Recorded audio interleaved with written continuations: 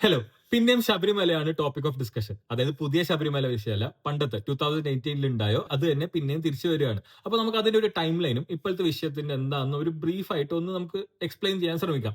പക്ഷെ ഞാൻ പറയാണ്, ഞാനൊരു ലീഗൽ എക്സ്പേർട്ട് അല്ല. ഈസിലി ആയിട്ട് ഗൂഗിൾ ചെയ്താൽ കിട്ടുന്ന ഇൻഫർമേഷൻസ് മാത്രമേ ഞാൻ ഇപ്പോൾ പറയുന്നുള്ളൂ.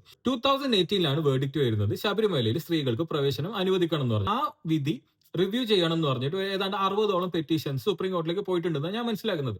ആ പെറ്റീഷൻസ് 2019 ഒരു 5 ജഡ്ജ് ബെഞ്ച് കൺസിഡർ ചെയ്യുന്നത്. പക്ഷേ ഇതൊരു ലാർജർ ബെഞ്ചിലേക്ക് റെഫർ ചെയ്തു. അതായത് ഒരു 9 ജഡ്ജ് ബെഞ്ച് ഉണ്ടാക്കണം എന്ന് പറഞ്ഞ് അതിലേക്ക് റെഫർ ചെയ്തു. അങ്ങനെ 2020 ഒരു 9 ജഡ്ജ് ബെഞ്ച് അവർ ഫോം ചെയ്യുന്നു. ആ ലാർജർ ബെഞ്ച് ഒരു 7 ലീഗൽ ക്വസ്റ്റ്യൻസ് ഫ്രെയിം ചെയ്യുന്നുണ്ട്. അവരുടെ ഉദ്ദേശം എന്താ വെച്ചാൽ, ഇനി മുതൽ നമ്മുടെ കൺട്രിയിൽ വരുന്ന ഇതുപോലത്തെ കോൺഫ്ലിക്ട്സ് ഒരു തീരുമാനം ഉണ്ടാക്കാൻ ഉപയോഗിക്കാൻ പോകുന്നത് ലീഗൽ ക്വസ്റ്റ്യൻസിന് അറൌണ്ട് വരുന്ന കൺക്ലൂഷൻസ് ആയി. അതിലൊരു മെയിൻ ചോദ്യമാണ് സ്കോപ്പ് ഓഫ് റിലീജിയസ് ഫ്രീഡം. അതായത് റിലീജിയസ് ഫ്രീഡം നമുക്കുണ്ട്, പക്ഷെ അതിൽ എന്തൊക്കെ പെടും, എന്തൊക്കെ പെടില്ല, എവിടെയൊക്കെ ബാധകമാണ്, എവിടെയൊക്കെ ബാധകമല്ല എന്നുള്ള ഒരു സ്കോപ്പ് നമ്മൾ ഈ ചോദ്യത്തിലൂടെ ഡിഫൈൻ ചെയ്യും.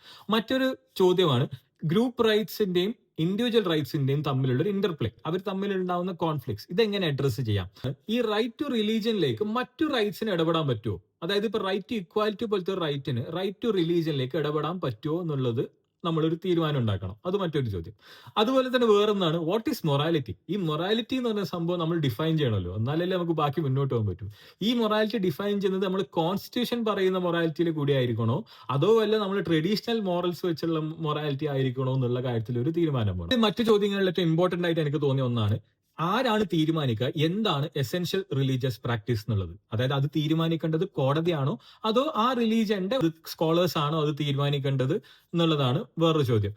റിലീജിയനിൽ പെടാത്ത ഒരാൾക്ക് ആ റിലീജിയന്റെ പ്രാക്ടീസസിനെ കുറിച്ച് ഒരു പബ്ലിക് ഇൻട്രസ്റ്റ് ലിറ്റിഗേഷൻ ഫയൽ ചെയ്യാൻ പറ്റുമോ ഇല്ലയോ എന്നുള്ളൊരു ചോദ്യം കൂടിയുണ്ട്. അപ്പൊ അതൊക്കെയാണ് ആ 7 ക്വസ്റ്റ്യൻസ്. ഈ 7 ക്വസ്റ്റ്യൻസിന് വേണ്ടിയിട്ടുള്ള ഫൈനൽ ആർഗ്യുമെന്റ് April 7, 2026 തുടങ്ങണമെന്നാണ് കോടതി പറഞ്ഞിട്ടുള്ളത്.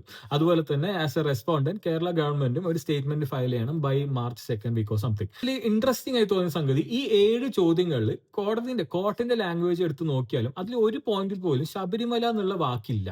എന്ന് വെച്ചാൽ what I'm trying to converse, ഇത് ബാധിക്കാൻ പോകുന്നത് ഇന്ത്യയിലുള്ള സകല റിലീജിയൻസിനെയാണ്. അപ്പൊ അത് ശബരിമല എൻട്രീനെ ബാധിക്കും. പക്ഷെ എന്തുകൊണ്ടാണ് നമ്മുടെ മീഡിയ ഇത് വളരെ ഒരു ശബരിമല സെൻട്രിക് മാത്രം ആക്കുന്നത്? അതിന്റെ ഉദ്ദേശം എന്താണ്? ഉദ്ദേശം എന്താണെന്നൊക്കെ എല്ലാവർക്കും അറിയാം എന്ന് ഞാൻ വിചാരിക്കുന്നു. എനിക്ക് ഒറ്റ ചോദ്യം കോൺഗ്രസ്സുകാരോടുള്ളൂ, ഉളുപ്പില്ലേ നിങ്ങൾക്ക് പിന്നെയും ഇതേ സുവർണാവസരം തേടി പോകാൻ വേണ്ടിയിട്ട്?